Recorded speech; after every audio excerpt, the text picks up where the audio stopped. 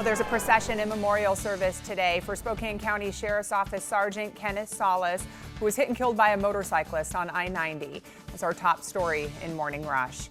A procession for Sergeant Salas starts at 11 this morning at Dwight Merkel Sports Complex and will follow the route on your screen. It will end on Division Street before it arrives at the Convention Center for that public service that will start at 1 this afternoon.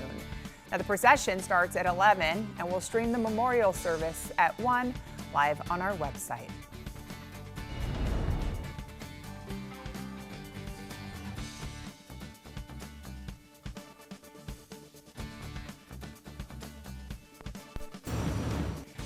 The Chelan County Sheriff says Travis Decker is the sole suspect in the murders of his 3 daughters. Police say Decker suffocated the 3 girls at their campsite outside Leavenworth.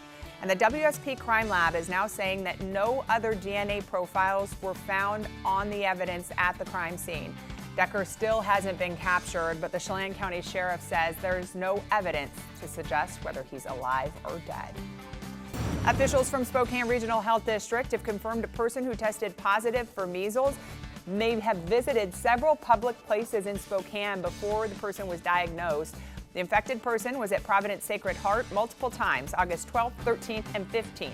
Anyone who was at those locations during those times may have been exposed. And we're still continuing to track Hurricane Erin over in the Atlantic, impacting parts of the East Coast. And although it's not expected to make landfall or go onshore, we're still seeing the impacts here of some rain through the Atlanta area as well as North Carolina, as the heaviest rain will actually be offshore. The other big impacts with this do have to do with large rip current risk there all along that area shaded in that darker orange color on your screen.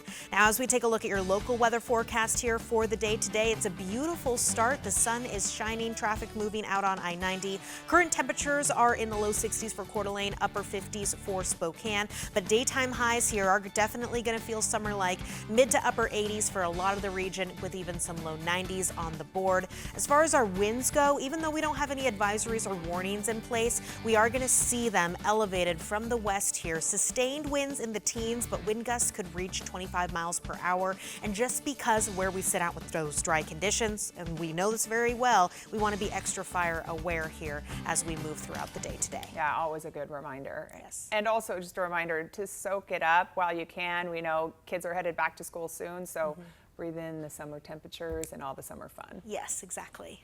Okay, we're going to end on a live look this morning at the Spokane Convention Center, where law enforcement officers will pay respects to Sergeant Kenneth Salas.